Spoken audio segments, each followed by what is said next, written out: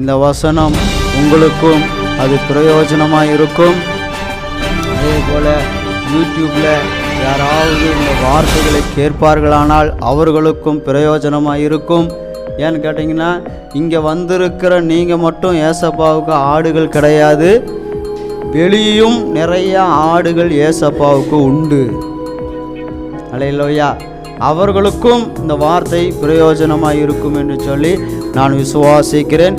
உங்களுக்கு ஏசப்பா கொடுத்த வார்த்தை ஏசாயா தீர்க்க தரிசன புஸ்தகம் 61வது அதிகாரத்திலே 7வது வசனத்தை நீங்கள் வாசிப்பீர்களானால் உங்களுக்காக கொடுக்கப்பட்ட வசனம், உங்கள் வெட்கத்துக்கு பதிலாக இரட்டத்தனையாய் பலன் வரும், லட்சைக்கு பதிலாக தங்கள் பாகத்தில் சந்தோஷப்படுவார்கள், அதன் நிமித்தம் இரட்டிப்பான சுதந்திரம் அடைவார்கள், நித்திய மகிழ்ச்சி அவர்களுக்கு உண்டாகும். ஒரே ஒரு விஷயம், உங்கள் கரங்களை தட்டி கர்த்தருக்கு மகிமையை செலுத்தலாம். நீங்கள் வெட்கத்துக்கு பதிலான, உங்களுடைய வாழ்க்கையிலே வந்த வெட்கத்துக்கு பதிலாக இரட்டத்தனையான பலன் உங்களை தேடி வரும் என்று சொல்லி கர்த்தர் சொல்லுகிறார். நீங்கள் எவ்வளவோ வெட்கத்தை அனுபவித்திருக்கலாம், எவ்வளவோ துயரத்தை அனுபவிச்சிருக்கலாம், எவ்வளவோ பாடுகள் உங்கள் வாழ்க்கையில் அனுபவித்திருக்கலாம். சோதரம், அதிகமான துயரம் எப்போ வரும்னு கேட்டிங்கன்னா, நாம் நிறையா காரியங்கள், ஒருத்தருக்கு நன்மையான காரியங்களை செய்திருப்போம், நல்ல விஷயங்களை செய்திருப்போம், பண உதவி செய்திருப்போம், பொருளாதார உதவி செய்திருப்போம், சரீர ரீதியாக உதவி செய்திருப்போம். அப்படி உதவி செய்தும் அவங்கள் நமக்கு என்னத்தை தான் திருப்பி செலுத்துகிறார்கள் என்றால், வெட்கத்தையும் அவமானத்தையும் தான் திருப்பி நமக்கு செலுத்துகிறார்கள். அப்பொழுதுதான் நாம் என்ன செய்கிறோம்னா, ரொம்ப துயரப்பட்டு, ரொம்ப வேதனைப்பட்டு, கண்ணீரோட வெட்கத்தோட தலைகுனிந்து நிற்கிறோம். அல்லேலூயா. அப்போ அப்படி தலைகுனிந்து நிற்கிற நாம இயேசுவை நோக்கி பார்க்கும் பொழுது இயேசு நமக்கு சொல்லுகிறார், உங்கள் வெட்கத்துக்கு பதிலாக, நீங்கள் வெட்கப்பட்டதுக்கு பதிலாக இரட்டத்தனையான பலன் உங்களை தேடி வரும் என்று சொல்லி கர்த்தர் சொல்லுகிறார். அல்லேலூயா. எத்தனை பேர்த்துக்கு சந்தோஷம்? நம்மளை ஏசப்பா நம்மளை என்ன செய்யல, கை விடவே இல்லை. யாருதான் நம்மளை குற்றப்படுத்துவாருங்கன்னா, வெளியே யாரும் இல்லை, வெளியே யாரும் நம்ம குற்றப்படுத்த மாட்டாங்க. நம்முடைய ரத்தம் சம்பந்தப்பட்ட உறவுகளே நமக்கு போதும் குற்றப்படுத்துவதற்கும் வேதனைப்படுத்துவதற்கும். அப்பேற்பட்ட வேதனை வெட்கத்தோடு கூட இருப்போமானால் இரட்டத்தனையான பலன் வரும். நீங்கள் தைரியமாக கர்த்தரை நோக்கி பயணம் செய்யுங்க. அல்லேலூயா. லட்சைக்கு பதிலாக தங்கள் பாகத்தில் சந்தோஷப்படுவார்கள். நீங்கள் லட்சை அடைந்திருக்கலாம், லட்சையான காரியங்கள் உங்கள் வாழ்க்கையில் வந்திருக்கலாம். லட்சைன்னா என்ன தெரியுமா?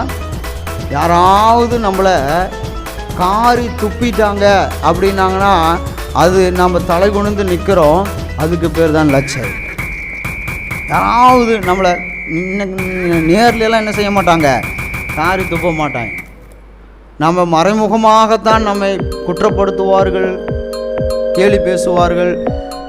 அப்போ நம்ம என்ன செய்கிறோன்னா, வெட்கப்பட்டு வேதனைப்பட்டு தலை குனிந்து நிற்கிற நமக்கு வசனம் சொல்லுகிறது, இரட்டிப்பான நன்மையை தருவேன், உங்கள் பாகத்தில் நீங்கள் சந்தோஷப்படுவீர்கள். உங்களுக்கு இப்போ இருக்கிற சுதந்திரம், இரட்டிப்பான சுதந்திரத்தை தேவன் நமக்கு வாக்கு கொடுக்கிறார். இரட்டிப்பான சுதந்திரத்தை நீங்கள் அடைவீர்கள் என்று சொல்லி கர்த்தர் நமக்கு சொல்லுகிறார். அல்லேலூயா. பார்த்தீங்களா, நமக்கு இரட்டிப்பான சுதந்திரம் இருக்கிறது. சுதந்திரம்னா இந்திய நாட்டுக்கு கொடுத்த சுதந்திரம் இல்லை, ஆவிக்குரிய வாழ்க்கையிலே நாம் சுதந்திரமாக ரெக்க கட்டி பறக்கிற ஒரு அனுபவத்தை ஏசப்பா நமக்கு தருவார். அல்லேலூயா. ஃப்ரீயாக இருக்கலாம், ஜாலியாக இருக்கலாம், நிம்மதியாக இருக்கலாம். படுத்தினவர்கள் தான் வெட்கப்பட்டு போவார்கள். நமக்கு ஒரு குறை இருக்காது. அல்லேலூயா. கர்த்தருக்கு ஸ்தோத்திரம். அப்போ இந்த இரட்டத்தனையான பலன் எப்போ வரும்? ஏசப்பா எப்போ தருவார்? நம்ம இன்னைக்கு வெக்கத்தோடு தான், அவமானத்தோடு தான், போராட்டத்தோடு தான், கண்ணீரோடு தான், கவலையோடு தான் நம்ம தேவனுடைய சமூகத்தில் உட்கார்ந்து இருக்கிறோம். இரட்டிப்பான பலனை தருவேன்னு ஏசப்பா சொல்லிட்டார். எப்போ தருவார்? அடுத்த வாரமா?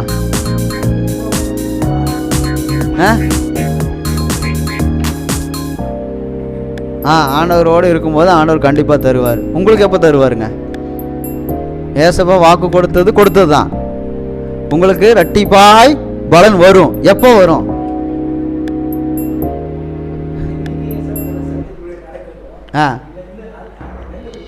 ஹல்லேலூயா, கர்த்தருக்கு ஸ்தோத்திரம். வேதம் சொல்லுகிறது, சகரியா 9:2 வாசிக்கிறோம். வாசிங்க, சகரியா 9வது அதிகாரம் 12வது வசனம். நம்பிக்கையுடைய சிறைகளே, அரணுக்கு திரும்புங்கள், இரட்டிப்பான நன்மையை தருவேன், இன்றைக்கே தருவேன். கையை தட்டி கர்த்தருக்கு மகிமையை செலுத்தலாமா? ஹல்லேலூயா. இன்னைக்கே தருவார். எப்போ தருவார்? இன்னைக்கே தருவார். ஏன்னு கேளுங்க. இப்போ பிரதர் சொன்னார், சத்தியத்தில் எப்போ நடக்கிறோமோ அப்போ தருவாருன்னு.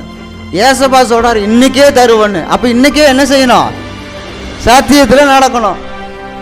எப்போவோ நடக்க போகிறேன் அப்படின்னு சொல்லிட்டு சொல்லக்கூடாது. இன்னைக்கே வசனத்தின்படி நான் வாழுவேன், இன்னைக்கே இரட்டிப்பான நன்மைகளை பெற்றுக்கொள்வேன். ஹல்லேலூயா. அப்போ நாம் பாருங்க, இரட்டிப்பான காரியங்கள் யாருக்கு செய்வார்கள் என்று கேட்டால், யாரை உயிருக்குயிராக நேசிக்கிறாங்களோ அவங்களுக்கு இரட்டிப்பான காரியங்களை செய்வார்கள். ஹல்லேலூயா. நம்ம யாரை நேசிக்கிறோமோ அவங்களுக்கு என்ன செய்வோம்? அதிகமாக கொடுப்போம். ஆமாவா இல்லைங்களா? யாரை நாம் நேசிக்கிறோமோ அவங்களுக்கு என்ன செய்கிறார்? நாம் என்ன செய்கிறோன்னா, பணமோ பொருளோ என்ன செய்வோம்? கொடுப்போம். கரெக்டாக இல்லைங்களா? இப்போ நம்ம வீட்டில் ஒரு பொருள் இருக்குதுன்னா அந்த பொருளை யாருக்கு நம்ம கொடுப்போம் அப்படின்னு கேட்டால், நம்ம யார் அதிகமாக நாம் நேசிக்கிறோமோ அவங்களுக்கு கொடுப்போம். அதுபோல் இப்போ ஏசப்பா சொல்கிறாரு, இரட்டிப்பாய் பலனை தருவேன்னு சொன்னார். அதையும் இன்னைக்கே தருவேன்னு சொன்னார். அதை யாருக்கு தருவார் என்றால், யாரை தேவனுக்கு ரொம்ப பிடிக்குமோ அவங்களுக்கு தருவார். ஏன்னா ஒரு மனுஷனே தரும்போது தேவன் தரமாட்டாரா? ஒரு மனுஷனே யாருக்கு பிடிக்குமோ அவங்களுக்கு இரட்டத்தனையாய் காரியங்களை செய்கிறார். நீங்கள் அண்ணாள் அம்மாவை பாருங்களேன். அந்த அம்மாவுக்கு குழந்தை இல்லை. அந்த எல்கானாவுக்கு 2 பொண்டாட்டி வேற. இப்போ 2 மனைவி இருக்கிற எல்கானா யாருக்கு அதிகமாக செய்கிறார் என்று கேட்டால், யாரை அதிகமாக நேசிக்கிறாரோ அவங்களுக்கு தான் அதிகமாய் கிடைக்கிறது. நீங்கள் 1 சாமுவேல் 1:5 வாசிங்களே. அன்னாளை யாரு சிநேகித்தபடினால்? எல்கானா சிநேகித்தபடினால் ஹல்லேலூயா, இரட்டிப்பான பங்கை கொடுப்பான். அதே போல ஒரு மனுஷன், எல்கானா ஒரு மனுஷனே யாரை அதிகமாய் சிநேகிக்கிறாரோ அவருக்கு இரட்டிப்பான பங்கை கொடுக்கும் பொழுது, நம்மை சிநேகிக்கிற தேவன் இரட்டிப்பான நன்மைகளை தருவாரா தரமாட்டாரா? 100க்கு 100 நம்புறவங்க ஒரு அலையிலேயே சொல்லுங்க. தருவார், நிச்சயம் தருவார். ஹல்லேலூயா. ஏன்னா அவர் டவுட்டாக நம்ம பார்க்கறதுக்கு அவர் ஒரு அரசியல்வாதி கிடையாது. ஹல்லேலூயா. தருவாரா தரமாட்டாரா? சரி ஓடுவோம், ஓட்டு தந்தான் தரட்டும், கிடைச்சா கிடைக்கட்டும், ஏசப்பாவுக்கு சித்தமாக இருந்தால் கிடைக்கட்டும்னு ஓட்டு போடுவோம். கிடைக்கலன்னா என்ன சொல்லுவோம்? ஏசப்பாவுக்கு சித்தம் இல்லையாட்ட தெரியுதுன்னு நம்மளே தேர்த்திக்குவோம். ஆனால் ஏசப்பாவை நம்பினால், ஏசப்பாவை நேசித்தால், அவர் நம்மை சிநேகித்தால் என்ன செய்வார்? இரட்டிப்பான பங்கை தருவார். அல்லேலூயா. பாருங்க, தாவீதை யோனாத்தான் என்ன செய்தார்? சிநேகித்தார். நேசம் வேற, பாசம் வேற, சிநேகிதம் வேற. அல்லேலூயா, சோத்ரம். அப்போ சிநேகித்தான். தாவீதை யோனாத்தான் சிநேகித்தான். 2 பேரும் உயிர்க்குயிரான நண்பர்கள். அதனால என்ன ஆச்சுன்னு கேட்டீங்கன்னா, தாவீதினுடைய உயிரையே யோனாத்தான் என்ன செய்தார்? காப்பாற்றினார். சவுல், யோனாத்தானுடைய அப்பா பேரு சவுல். சவுலுக்கு என்ன வேலை? இந்த ராஜாவா இருந்துட்டு என்ன வேலை செய்யறாரு? எப்படியாவது தாவீதை கொல்லணும். அதுதான் அவனுடைய வேலை. வேற வேலையெல்லாம் கிடையாது. ஜனங்களை விசாரிக்கணும், ஜனங்களை பார்க்கணும், என்ன குறை இருக்குது, யாருக்கு என்னன்னு சொல்லி கேட்கணுங்கிறதெல்லாம் அவனுக்கு வேலையில். அவனுக்கு என்ன வேலை? தாவீதை கொல்லணும். இப்போ தாவீதை கொல்லணும்னா இப்போ என்ன செய்யணும்னா, தாவீதை காப்பாற்றணும்னா ஒரு சிநேகிதன் தேவைப்படுகிறான். அந்த சிநேகிதன் யாரா இருக்கிறாங்க? சவுளுடைய மகனையே கர்த்தர் என்ன செய்கிறார்? சிநேகிதனாக வைத்திருக்கிறார். 2 பேரும் சிநேகிதா இருந்த உடனே தாவீதை யோனாத்தான் என்ன செய்கிறார்? காப்பாற்றுகிறார். அதே போல ஏசப்பா நம்மை சிநேகிக்கிறபடினால் பிசாசுகிட்ட இருந்து நம்மளை என்ன செய்கிறார்? காப்பாற்றுகிறார். பிசாசுகிட்ட இருந்து நம்மளை என்ன செய்கிறார்? விடுவிக்கிறார். அப்ப அவர் நம்ம என்ன செய்யணும்? சிநேகிக்கணும். அல்லேலூயா. இப்போ ஏசப்பா நமக்கு இரட்டிப்பான நன்மைகளை தரணும், நம்மளை சிநேகிக்கணும் அப்படின்னா அவர் என்ன செய்யணும்னா, நம்மை தேடி அவர் வர வேண்டும். நம்மை தேடி அவர் வரணும். வந்தால் தானே நமக்கு கொடுக்க முடியும். அப்போது நம்மை தேடி அவர் வந்திருக்கிறார். அவரை தேடி வந்திருக்கிற நமக்கு ஏசப்பா இரட்டிப்பான ஆசீர்வாதங்களை கொடுக்க வல்லமையுள்ள தேவனாய் இருக்கிறார். இப்போ ஏசப்பா நமக்கு எப்படி அதை நமக்கு செய்வார்? எப்படி, எதுக்கு பூமிக்கு வந்தார்? அவருக்கும் நமக்கு என்ன தொடர்பு? ஏன் நமக்கு அவர் செய்யணும் அப்படின்னு கேள்வி யாராவது இருக்கா? ஏன் நமக்கு அவர் இரட்டிப்பான நன்மையை தரணும் அப்படின்னா, அவர் பூமியிலே மனிதனாக பிறந்ததே அதுக்கு தான், வேற எதுக்கும் கிடையாது. ஏசப்பா மனுஷனாக பிறந்ததே அதுக்கு தான். அதற்கு ஸ்தோத்திரம். நீங்கள் ஏசாயா 61வது அதிகாரத்தை நீங்கள் எடுத்துக்கங்க. ஏசாயா 61வது அதிகாரம். ஏசப்பா நமக்கு நன்மைகளை செய்வதற்காகவே அவர் அபிஷேகம் பண்ணப்பட்டார். நமக்கு ஆசீர்வாதத்தை கொடுப்பதற்காகவே அவர் பிறந்தார். நம்மை ஆசீர்வதிக்கவே அவர் பிறந்தார். 1வது வசனம் சொல்லுகிறது, கர்த்தராகிய தேவனுடைய ஆவியானவர் என் மேல் இருக்கிறார், சிறுமைப்பட்டவர்களுக்கு சுவிசேஷத்தை அறிவிக்க கர்த்தர் என்னை அபிஷேகம் பண்ணினார். பாருங்க, எதற்கு ஏசப்பா பூமியில பிறந்து வந்தாருன்னா, சிறுமைப்பட்ட ஜனங்களுக்கு சுவிசேஷம் சொல்வதற்காக. ஏன் சிறுமைப்பட்ட ஜனங்களுக்கு ஆளுக்கு ஒரு 50 லட்சம், 1 கோடி ரூபா பணம் கொடுத்தா அவங்க பொழைச்சிட்டு போகிறாங்களே, எதுக்கு சுவிசேஷம் சொல்லணும்? எதற்கு ஏசப்பாவை பற்றி சொல்லணும்? அல்லேலூயா. ஒருத்தர் சிறுமைப்பட்டு வேதனைப்பட்டு கண்ணீரோட வேதனையோட பாடுகளோட இருக்கும் பொழுது, அவங்களுக்கு கடன் பிரச்சனையோடு இருக்கும்போது 1 கோடி ரூபா பணத்தை ஏசப்பா கொடுத்தாருன்னா வேலை முடிஞ்சுது, கடனை அடைச்சிட்டு அவங்க ஜாலியாக இருக்கலாம். ஆனால் ஏன் சுவிசேஷத்தை சொல்லுகிறார் என்றால், சுவிசேஷத்தில் தான் உயிர் இருக்கிறது, சுவிசேஷத்தில் தான் பலன் இருக்கிறது, சுவிசேஷத்தில் தான் ஆசீர்வாதம் இருக்கிறது. 1 கோடி ரூபா பணத்தை விட ஏசப்பாவை பற்றி சொல்லுகிற சுவிசேஷத்தில் அதிகமான ஆசீர்வாதம் அடங்கி இருக்கிறது. சரி, உங்கள்கிட்ட ஒரு கேள்வி கேட்குறேன். இப்போ உங்களுக்கு ஜீரணமே ஆகலை.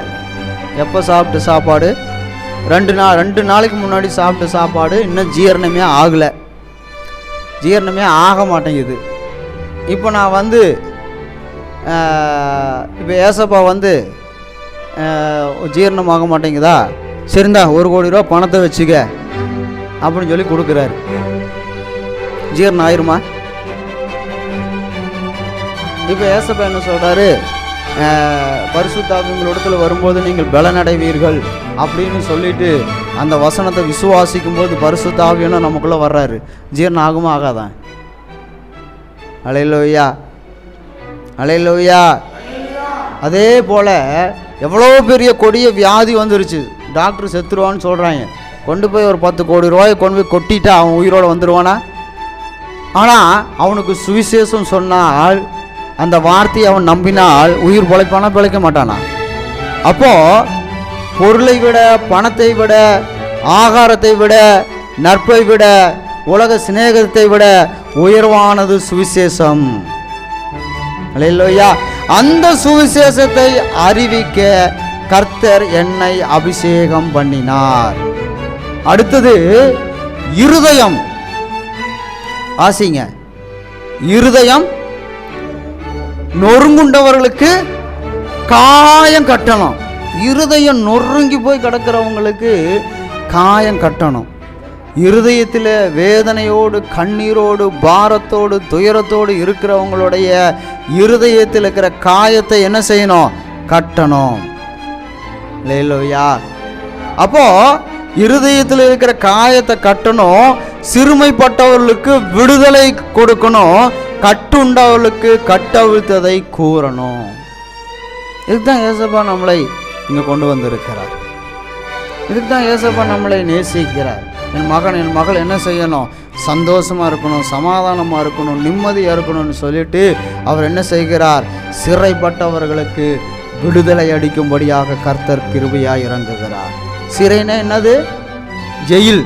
சிறைனா ஜெயில். பாவப்பட்ட ஜனங்களை, பாவம் செய்த, தவறு செய்த ஜனங்களை சிறையில் போடுவார்கள், ஜெயிலில் போடுவார்கள். அவங்கள காப்பாற்றி கொண்டு வரணும்னா அவங்களுக்கு என்ன செய்யணும்னா, அவன் நிரபராதி என்று சொல்லி நிரூபிக்கப்பட வேண்டும். அப்பொழுதுதான் அவன் வெளியே வர முடியும். அப்போ அப்பேற்பட்ட சிறைப்பட்டு கிடக்கிற நம்மை விடுதலையாக்குவதற்காகத்தான் இயேசு மனிதனாக பிறந்தார். கர்த்தருக்கு மகிமை உண்டாவதாக. கட்டுண்டவர்களை கட்டி வச்சுட்டாங்க. யாராவது போய் அவுத்து விடணும். 2 கையும் ராகுல் பிரதரை கட்டி வச்சுட்டா அவர் அவுத்துருவாரா? யாராவது வந்து என்ன செய்யணும்? அவுத்து விடணும். அப்போது கயிறில் கட்டினா ஒரு மனுஷன் வந்து அவுத்துடலாம். சாபத்தில் கட்டிட்டா யார் வந்து அவுக்க முடியும்? அக்கிரமத்தில் கட்டிட்டா, மீறுதலில் கட்டிட்டா, முன்னோர்கள் செய்த பாவத்தினால பிசாசு நம்மளை கட்டிட்டா யார் தான் வந்து அவுக்கணும்னா ஏசப்பா தான் வந்து அவுக்கணும். அதுக்கு தான் ஏசப்பா நம்மளை கொண்டு வந்து இங்கே உட்கார வச்சு என்னதை செய்கிறாரு? கட்டுகளை அவிழ்க்கிறார். நொறுங்குண்டு, இருதயத்தில் நொறுங்குண்டவர்களுடைய காயத்தை ஆற்றுகிறார். அல்லேலூயா. ஏதோ கத்தி போட்டோ கல் போட்டோ காயம் ஆயிடுச்சுன்னா நாமளே என்ன செஞ்சுக்கலாம்? ஆற்றிக்கலாம், சரி பண்ணிக்கலாம். இருதயத்தில் ஒரு கீரல் ஆகிட்டா கூட ஆஸ்பத்திரி போய் என்ன செஞ்சுக்கலாம்? கட்டு போட்டுக்கலாம். அந்த அளவுக்குள்ள இன்றைக்கி டெக்னாலஜி வந்துருச்சு. ஆனால் இருதயத்தில் இருக்கிற நினைவுகளை, காயத்தை ஆற்றுவதற்கு வசனத்தை தவிர வேறு ஒன்றுமே கிடையாது. அல்லேலூயா. ஒரு மனிதனை ஆறுதல் படுத்தணும்னா ஏசப்பா வேணும், வசனம் வேணும். எத்தனை பேர் சேர்ந்தா நம்மளை ஆறுதல் படுத்த முடியும்? உறவுகளை சொல்லுங்க. எத்தனை உறவுகள் சேர்ந்தா நம்மளை ஆறுதல் படுத்த முடியும்? ஆனால் ஒரு வசனம் நம்மளை என்ன செய்கிறது? ஆறுதல் படுத்துகிறது. கலங்காதே, பயப்படாதே அப்படின்னு ஏசப்பா சொன்னார்னா அந்த வசனத்தின் மேலே நாம் வைத்திருக்கிற அந்த நம்பிக்கை நம்மளை என்ன செய்யாது? ஒரு நாள் நம்மளை கைவிடாது. அல்லேலூயா. டாக்டருக்கு சொல்லிடுவாங்க, நாங்கள் மெடிசன் தர்றோம், பொழைச்சா பொழைப்பான், நடந்தான் நடப்பான், முடிஞ்சா முடியும், அப்படி தானே சொல்கிறாங்க. ஆனால் ஏசப்பா அப்படி சொல்கிறாரா? முடிஞ்சா முடியும், வந்து பாரு, சர்ச்சுக்கு வந்து பாரு, ஆராதனை செஞ்சு பாரு, முடிஞ்சா பார்க்குறேன் அப்படின்னு சொல்கிறாரு? செய்கிறேன் என்று சொல்லுகிறார். செய்ய போகிறேன் அப்படின்னு சொல்லிட்டு என்னைக்காவது சொல்லியிருக்கிறாரா? யாராவது சொல்லியிருக்கிறாரா? செய்ய போகிறேன். ஆனால் ஏசப்பா என்ன சொல்கிறாரு? செய்கிறேன். அப்படின்னா இப்போவே செய்வார், இன்னைக்கே செய்வார். பேதுருனுடைய மாமி காய்ச்ச வந்து படுத்து கிடக்குறான். ஏசு வந்தார், தொட்டார். அடுத்த நாள் சரியாச்சா இல்லை 2 நாள் கழிச்சு சரியாச்சா? அப்போவே உடனே. அலையிலோயா, என்ன வசனம்? உடனே அவள் எந்திரிச்சு பணிவிடை செய்தாள் என்று சொல்லி வேதம் சொல்லுகிறது. அப்போ ஏசப்பா நம்மளை வந்து என்ன செய்கிறார்னா, கட்டுண்டு கிடக்கிற நம்மை கட்டை அவிழ்த்து விடுகிறார். கட்டப்பட வேண்டியது யாருன்னா பிசாசு தான். அவனை தான் கட்டணும். ஏன்னா சாத்தானை, அந்த பழைய பாம்பை என்ன செய்கிறார்? கட்டி பாதாளத்தில் 1000 வருஷம் கட்டி பாதாளத்தில் போடுறார். கட்டப்பட வேண்டியவன் பிசாசு, நாம் அல்ல. நாம் கட்டு அவிழ்க்கப்பட வேண்டியவர்கள். யார் அவிழ்ப்பார்னா இயேசுதான் நம்முடைய கட்டை அவிழ்ப்பார். அதற்கு அவர் அபிஷேகம் பெற்றிருக்கிறார். அதனால தான் கர்த்தராகிய தேவனுடைய ஆவியானவர் என்மேல் இருக்கிறார். கர்த்தர் என்னை அபிஷேகம் பண்ணினார். எதுக்கு அபிஷேகம் பண்ணினார் இயேசுவை? இதற்கு தான். 2வது வசனம் சொல்லுகிறது, கர்த்தருடைய அனுகிரக வருஷத்தையும் நம்முடைய தேவன் நீதியை சரி கட்டும் நாளை கூறவும் துயரப்பட்ட அனைவருக்கும் ஆறுதல் செய்வதற்காக அவர் அபிஷேகம் பண்ணப்பட்டார். துயரத்தோடு, வேதனையோடு, கண்ணீரோடு, கவலையோடு இருக்கிற நமக்கு ஆறுதல் செய்வதற்காக அவர் அபிஷேகம் பண்ணப்பட்டிருக்கிறார். அபிஷேகம் பண்ணப்பட்டவர் என்றால் பரிசுத்த ஆவியாக அசைவாடி கொண்டிருக்கிறார். நம்மத்தில் அசைவாடி கொண்டிருக்கிறார். அடுத்தது 3வது வசனம் சொல்லுகிறது, சியோனில் துயரப்பட்டவர்களை சீர்படுத்துவதற்காக. துயரப்பட்ட சபையிலே ஒரு சீர்திருத்தத்தை உண்டாக்குவதற்காக தேவன் அபிஷேகம் பண்ணப்பட்டார். சீர்திருத்தவாதி அப்படின்னா என்ன செய்யணும் பாருங்க. ஒரு நாட்டில் ஒரு காரியம் நடக்குது அப்படின்னா அதை சீர்படுத்தணும் அப்படின்னு சொல்லிட்டு மிஷினரிமார்கள் என்ன செய்வாங்கன்னா கேஸ் போடுவாங்க. இந்த காரியம் இது நடக்குது. இப்போ ஒன்றும் இல்லை, கணவன் இறந்துட்டா மனைவி என்ன செய்யணும்? சாகணும். அதுதான் தமிழ்நாட்டினுடைய சட்டம். இப்போது சீர்திருத்தவாதிகள் என்ன செய்கிறாங்கன்னா அந்த சட்டத்துக்கு விரோதமாக கேஸ் போடுவாங்க. அதை எப்படிங்க? உங்கள் கணவன் இறந்துட்டா மனைவியோ உயிரோட தீயில வச்சு என்ன செஞ்சிடணும்? கொளுத்திடணும். இது என்னங்க நியாயம்? ஏன் மனைவிக்கு இன்னொரு வாழ்க்கை இல்லையா? ஏன் கணவனும் இல்லைனாலும் தன் பிள்ளைகளுக்காக வாழலாம்ல அப்படின்னு சொல்லிட்டு சீர்திருத்தவாதிகள் என்ன செய்கிறாங்க? கேஸ் போட்டு அதில் வாதாடி அதுக்கு என்ன செய்கிறாங்கன்னா அந்த காரியத்தை சீர்படுத்துகிறார்கள். சீர்கட்ட நிலைமையில் கிடக்கிற அந்த காரியத்தை சீர்படுத்துகிறாங்க. வக்கீல்கிட்ட வாதாடி கேஸு போட்டுன்னு போய் பணத்தை செலவு பண்ணி ஜெயித்து இன்றைக்கி என்ன செய்கிறாங்க? நம்முடைய வாழ்க்கையை சீர்படுத்துகிறார்கள். அதே போல் துயரப்பட்டு கிடக்கிறவங்களுடைய வாழ்க்கையை சீர்படுத்துவதற்காக இயேசு அபிஷேகம் பண்ணப்பட்டு இருக்கிறார். அல்லேலூயா. பார்த்தீங்களா? ஏசப்பா மனுஷனாக பிறந்தது ஏதோ சிலுவையில் மறிச்சார், ரத்தம் சிந்தினார், மறிச்சார், உயிரோடு எந்திரிச்சு போயிட்டாருனால இல்லை. அவர் அபிஷேகம் பண்ணப்பட்டு இருக்கிறார். கர்த்தரால் அபிஷேகம் பண்ணப்பட்டு இருக்கிறார். அவர்களுக்கு சாம்பலுக்கு பதிலாக சிங்காரத்தை கொடுக்க வேண்டும். அல்லேலூயா. புலம்புலுக்கு பதிலாக ஒடுங்கின ஆவிக்கு, துயரத்துக்கு பதிலாக ஆனந்த தைலத்தையும், ஒடுங்கின ஆவிக்கு பதிலாக துதியின் உடையை கொடுக்கவும் கர்த்தர் என்னை அனுப்பினார். அல்லேலூயா.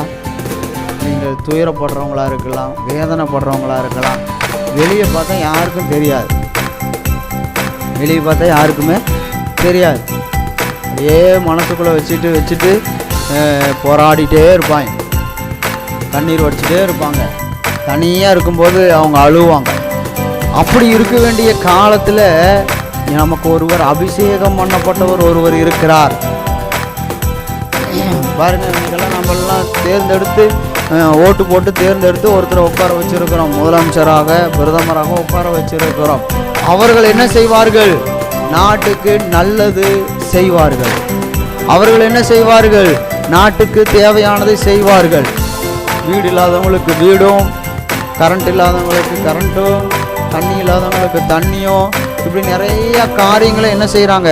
ரோடு இல்லாத இடத்துல ரோடும், பஸ் இல்லைன்னா பஸ் விடுறதும், போலீஸ் அதிகாரிகளை ஏற்படுத்துறதும், டாக்டர்களை ஏற்படுத்துறதும், இப்படி அநேக காரியங்களை அவர்கள் என்ன செய்கிறார்கள்? செய்வதற்காக நாமெல்லாம் ஓட்டு போட்டு தேர்ந்தெடுத்திருக்கிறோம். அதே போல் கடவுள் நமக்கு செய்வதற்காக, கர்த்தர் நமக்கு செய்வதற்காக இயேசுவை மனிதனாக அனுப்பி அபிஷேகம் பண்ணியிருக்கிறார். அல்லேலூயா. இந்த காரியத்தை எல்லாம் செய்து முடிக்க வேண்டும் என்று சொல்லி இயேசுவை அனுப்பி இருக்கிறார் கர்த்தர். பரிசுத்த ஆவியானவர் என்ன செய்கிறார்? பிதாவாகிய தேவன் என்ன செய்கிறார்? இயேசுவை, குமாரனாகிய இயேசுவை அனுப்பியிருக்கிறார். அப்போ பிதா வேற குமாரன் வேற எல்லாம் நினைக்கக்கூடாது, எல்லாம் ஒன்று தான். எப்படின்னு கேட்டிங்கன்னா, இப்போ ஒரு கலெக்டர் இருக்கிறாரு. அவர் யாருக்கு கலெக்டரு? கோயம்புத்தூருக்கு கலெக்டரு. ஒரு ஐஏஎஸ் அதிகாரி இருக்கிறாருன்னா யாருக்கு? கோயம்புத்தூருக்கு ஐஏஎஸ் அதிகாரி. அப்போ அந்த கலெக்டரு கோயம்புத்தூரில் இருக்கிற அத்தனை ஜனங்களுக்கும் கலெக்டரு. ஆனால் வீட்டுக்கு தன் மகனுக்கு யார்? அப்பா தானே. கலெக்டர் வேலையை அங்கே காட்டுவாரா? மனைவிக்கு யார்? கலெக்டரா புருஷனா? அதுபோல் ஏசப்பா கர்த்தர் உலகத்தில் இருக்கிற எல்லா ஜனங்களுக்கும் கடவுள் அவர் தான். ஆனால் நமக்கு மட்டும் அவர் என்ன செய்கிறார்? அப்பாவாக இருக்கிறார். ஏன்னா கடவுளாக இருந்தால் துயரப்பட்டவங்களை என்ன செய்ய முடியாது? சீர்படுத்த முடியாது. இப்போ கலெக்டராக இருந்தால் தன் மகனுக்கு அப்பாவாக என்ன செய்ய முடியாது? இருக்க முடியாது. அப்பானா என்ன அர்த்தம்? அரவணைக்கிறவனாக, ஆற்றுகிறவனாக, நடத்துகிறவனாக, செயல்படுகிறவனாக இருக்க வேண்டும். அதுதான் அப்பா. கலெக்டர்னா அப்படியா? எப்படி இருப்பாங்க கலெக்டர்னா? ஐஏஎஸ் அதிகாரினா எப்படி இருப்பாங்க? சட்டம் ஒழுங்கு நீதி நியாயம்பான். ஆனால் வீட்டுக்கு வந்தால் சட்டம் ஒழுங்கெல்லாம் பேண்ட் பாக்கெட்டில் போட்டு கழட்டி அங்கே மாட்டி வச்சுருன்றாங்க. அல்லேலூயா.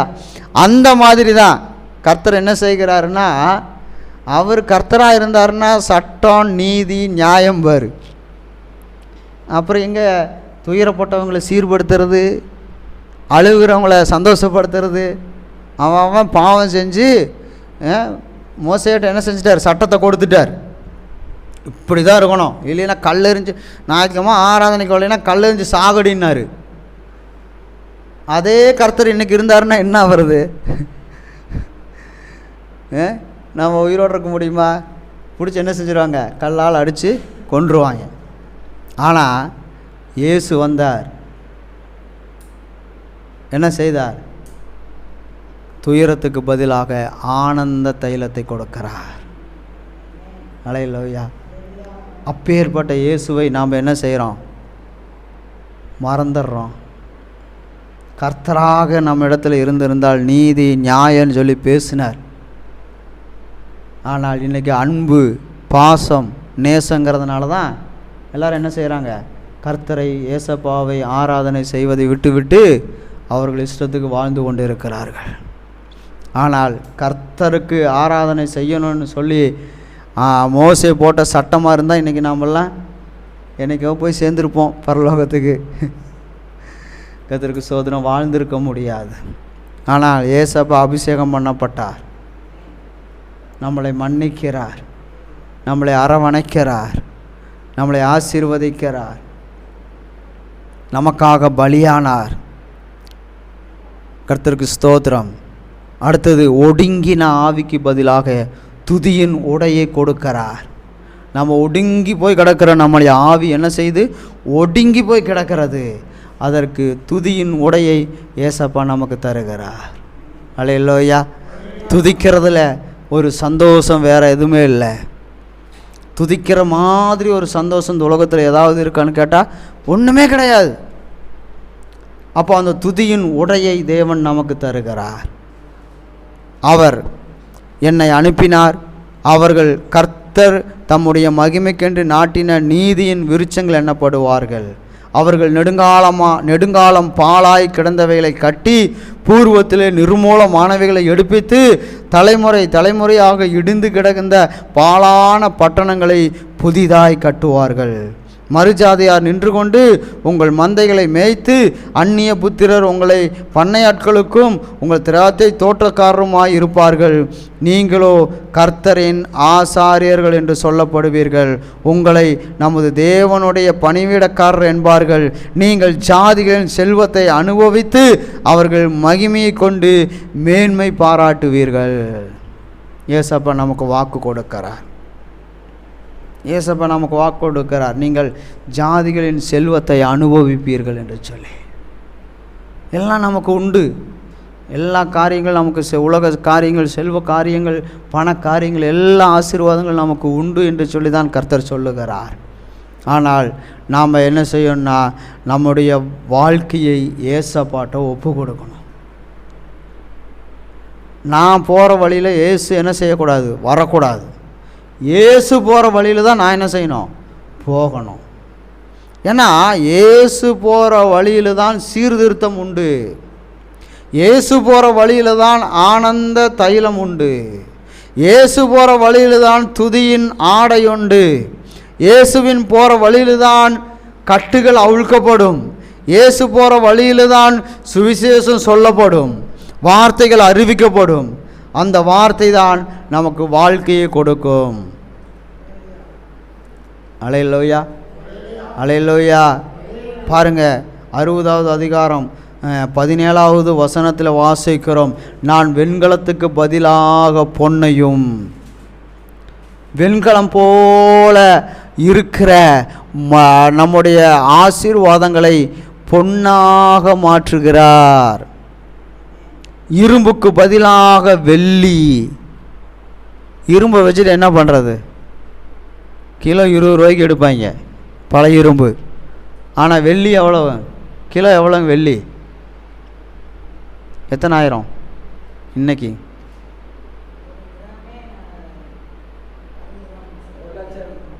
ஒரு கிராம் 60 ரூபாய்ங்களா? அப்படின்னா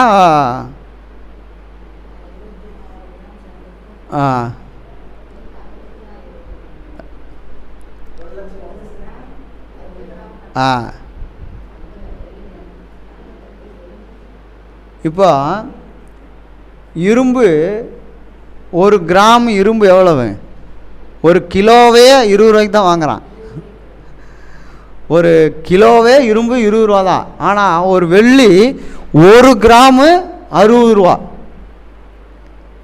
பார்த்தீங்களா? அப்போ நம்முடைய வாழ்க்கையில் இந்த இரும்புகளுக்கெல்லாம் பதிலாக என்னத்தை தரப்போகிறாராம், வெள்ளியை தரப்போகிறார். பார்த்து அல்லேலூயா சொல்லிட்டா என்ன செஞ்சிருவாரு, மாற்றிடுவாரோ. வெண்கலத்துக்கு பதிலாக என்னத்தை தரப்போகிறாராம், பொன்னை தரப்போகிறார். இப்போ ஒன்றும் இல்லை, பொண்ணு ஒரு 1 கிலோ நகையை, தங்க நகையை நம்ம கழுத்தில் போட்டுட்டு நடக்கலாமா, நடக்க முடியாதா? என்ன சொல்ல மாட்டேங்கிறீங்க? பார்த்ததே இல்லை பாஸ்டர், 1 கிலோ தங்கம் எவ்வளோ இருக்குன்னு பார்த்ததே இல்லை. போயிட்டு வாங்க, சென்னை குமரன் தங்க மாளிகையில் போனீங்கன்னா எத்தனை கிலோ வேணாலும் இருக்கும், பார்த்துட்டு வந்துக்கலாம். இந்த கடைசியிலேருந்து அந்த கடைசி வரைக்கும் நல்லா ஜில்னு குழுன்னு போய் சுற்றிட்டு நல்லா 2 மணி நேரம் 3 மணி நேரம் சுற்றி பார்த்துட்டு வந்துடலாம். வாங்க முடியாது, சுற்றி பார்த்துட்டு வந்துக்கலாம். அதான் சுற்றி பார்த்துட்டு. ஆமாம். அப்போ வெண்கலத்தை 1 கிலோ இருந்துச்சுன்னா நம்மளால் போட்டுட்டு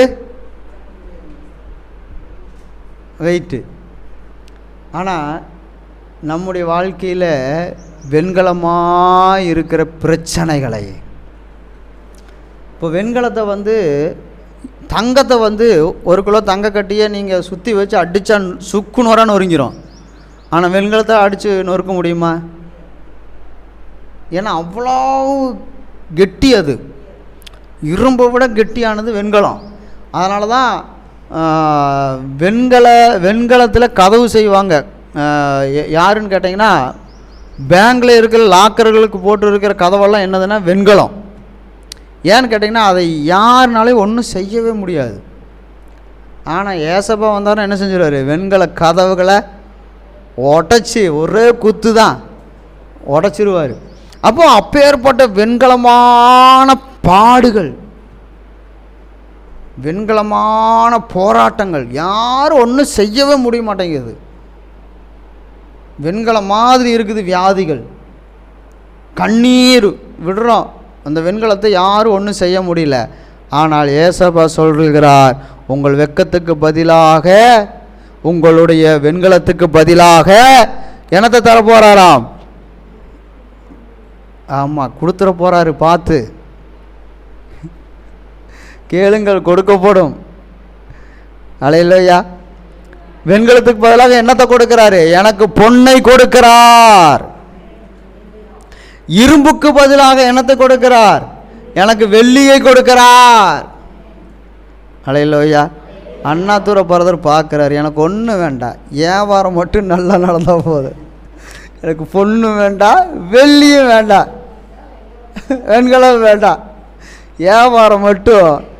அதுவும் அவர் நினச்ச மாதிரி, நாம் நினச்ச மாதிரி இல்லை, அவர் நினச்ச மாதிரி வியாபாரம் நடந்தால் போதுங்க பாஸ்டர், எனக்கு பொண்ணு வேண்டாம், வெண்கலம் வேண்டாம் அப்படின்னு நினச்சிட்டு உட்காந்துருக்கிறாரு.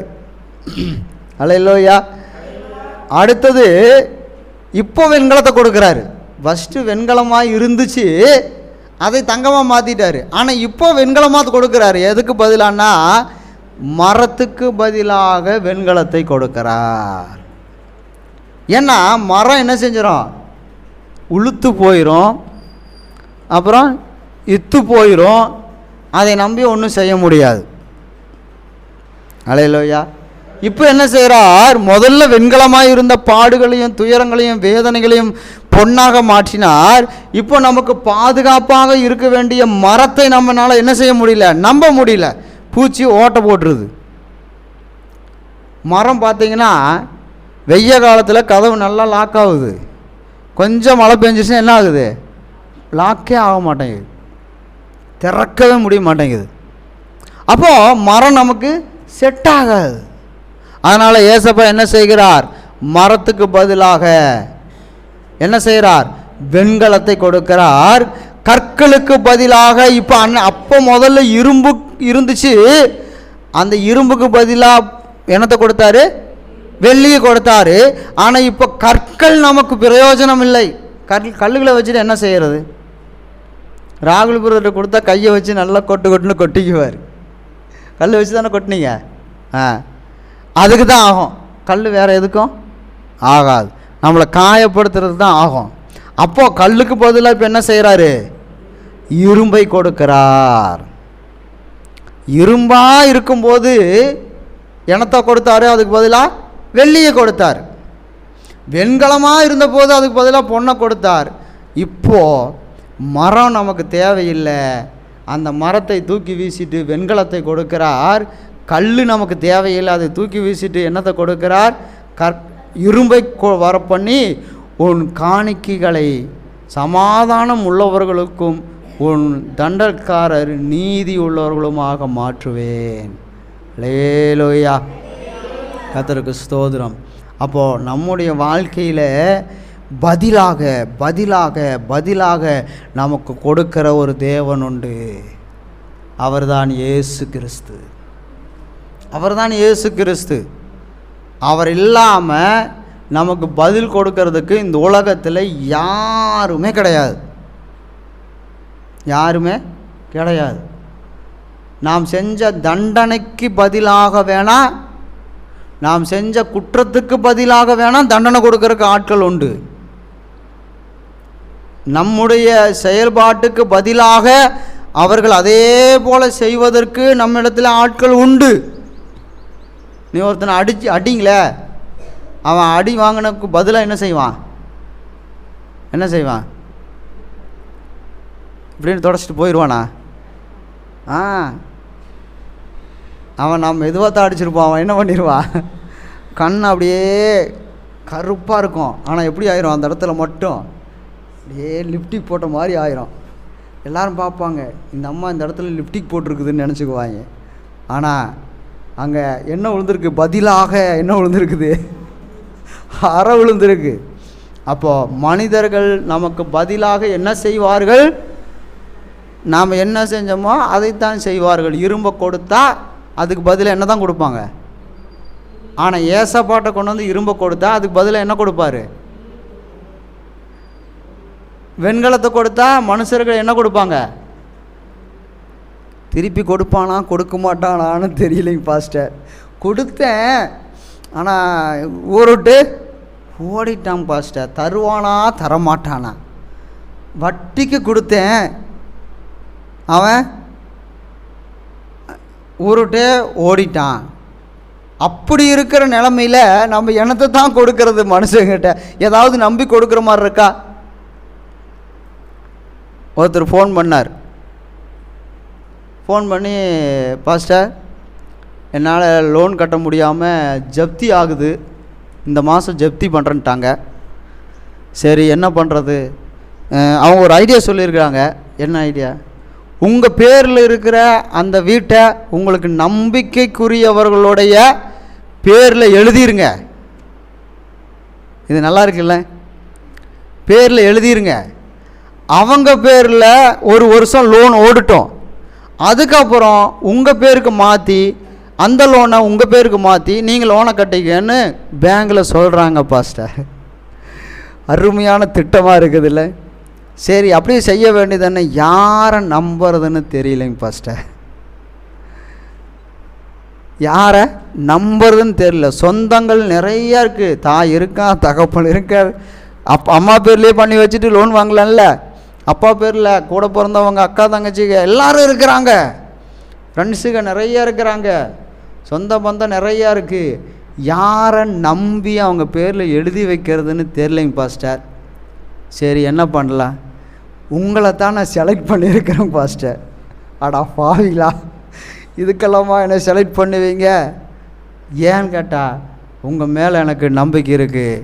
நீங்கள் உங்கள் பேரில் எழுதி வச்சா நீங்கள் திருப்பி எனக்கு தருவீங்கிற ஒரு நம்பிக்கை எனக்கு இருக்கும் பாஸ்டர். அதனால் நீங்கள் எனக்கு இந்த ஒரு ஹெல்ப்பு பண்ணுங்கள். சரி என்ன பண்ணணும்? உங்கள் ஆதார் கார்டு, பேங்க் கார்டு, எல்லா கார்டும் எனக்கு அனுப்பிச்சி விடுங்க. ஒரிஜினலையா? இல்லை போட்டாவில் அனுப்பிச்சி விட்டா போதும். சரி அனுப்பிச்சி விட்றான். சோதரம். அப்போது என்ன நடந்துச்சுன்னு கேட்டிங்கன்னா, 18 லட்ச ரூபா லோன் கட்டணும். இப்போது இவர் என்ன பண்ணியிருக்காரு, 18 லட்ச ரூபா எனக்கு லோன் கொடுக்கணுன்னா நான் ஐடி ஃபைல் பண்ணியிருக்கணும். தங்கம் அது என்கிட்ட இல்லை. ரெண்டாவது, எனக்கு 18 லட்ச ரூபா எனக்கு லோன் கொடுத்தாங்கன்னா 25,000 ரூபா மாதம் கட்டணுன்னா எனக்கு 50,000 ரூபா வருமானம் வரணும். அதுவும் எனக்கு கிடையாது. ஏதாவது கம்பெனியில் வேலை செஞ்சால் ஏதோ தில்லுமுள்ளு வேலை பண்ணியாவது நம்ம லோனை வாங்கிடலாம். ஆனால் பாஸ்டர்னு யாராவதுட்ட சொல்லிட்டீங்கன்னா சேங்ஷனான லோனையும் கேன்சல் பண்ணிடுவானுங்க.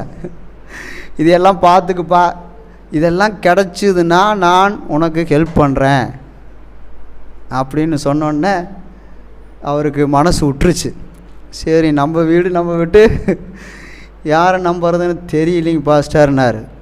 சரி நீங்கள் நான் ஆதார் கார்டு அனுப்பிச்சி விட்றேன், எல்லாம் பண்ணித்தரேன், கேட்டுட்டு பேங்கில் கேட்டுட்டு எனக்கு நீங்கள் சொல்லுங்கள் அப்படின்னு.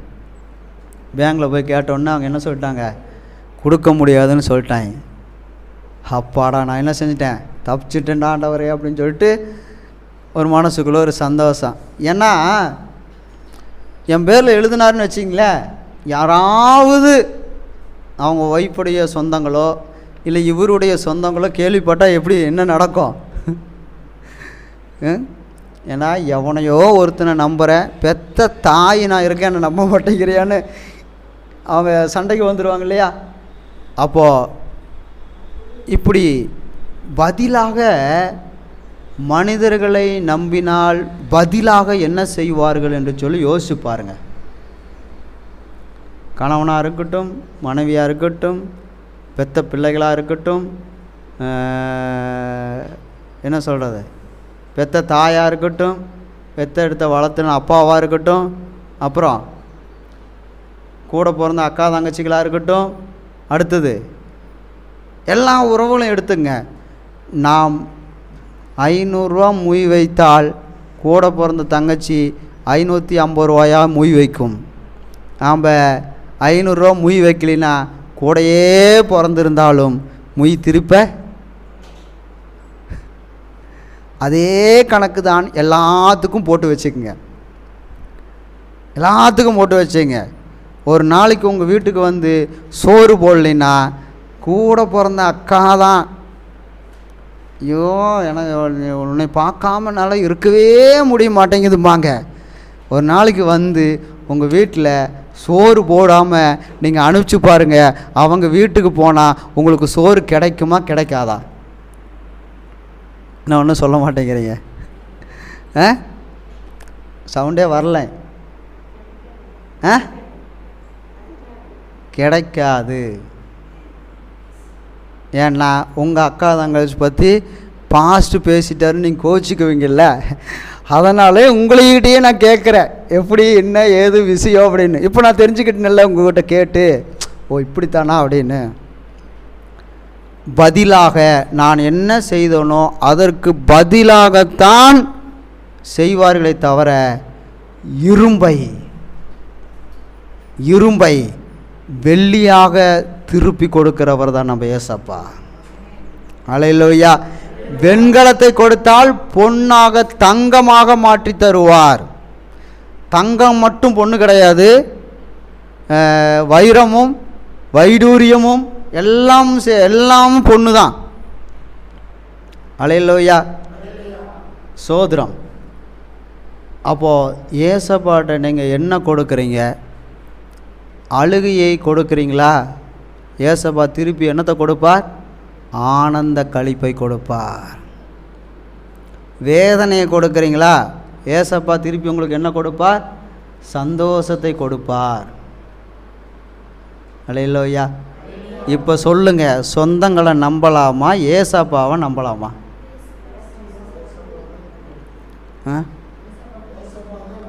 ஏசப்பாவை நம்பணும். இந்த சிம்சோன்னு ஒருத்தர் இருந்தார் பைபிளில். கர்த்தரை நம்புறதை விட்டுட்டு தெளிலாள் அப்படின்னு ஒரு அம்மாவை நம்பினார்.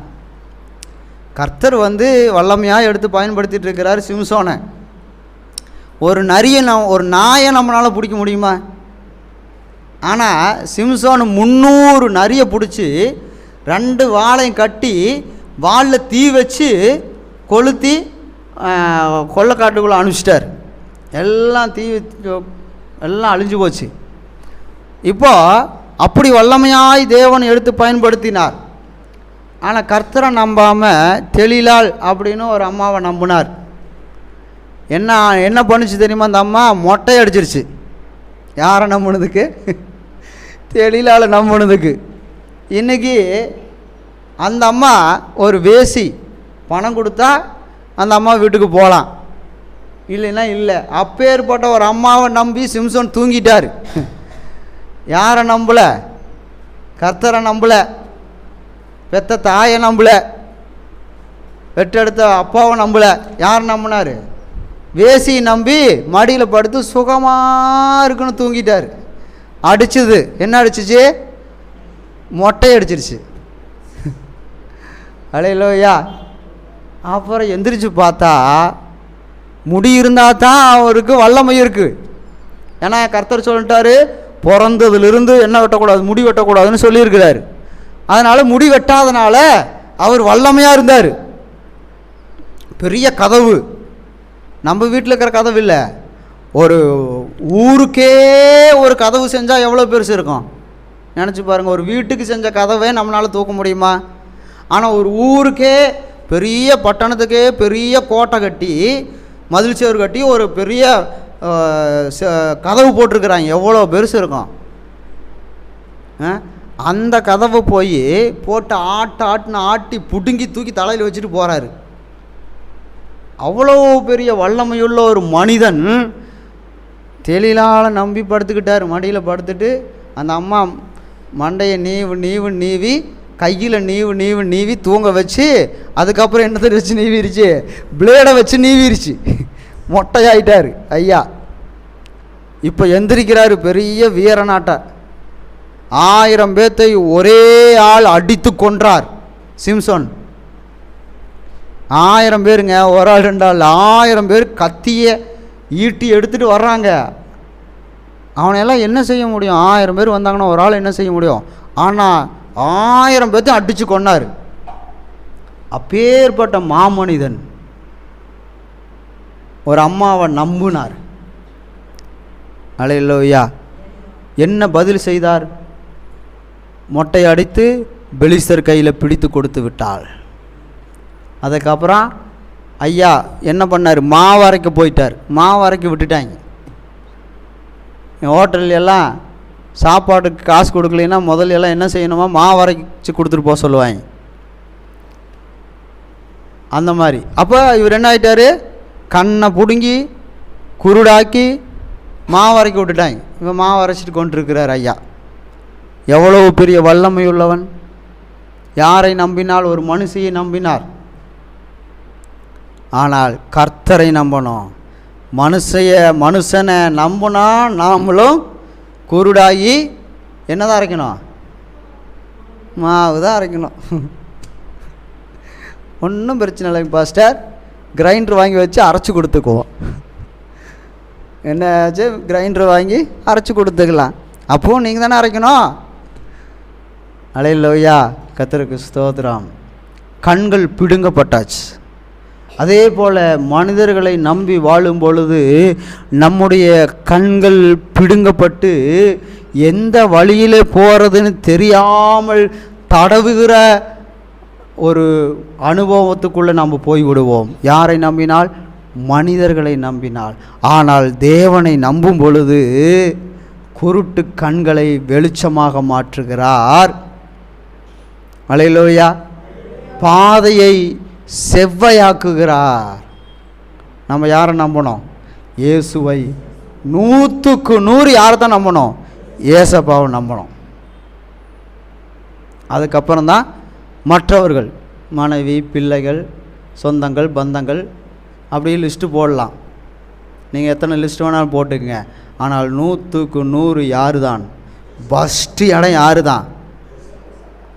விசாலி, ஃபஸ்ட்டு இடம் யாருக்கு தான்? உனக்கா?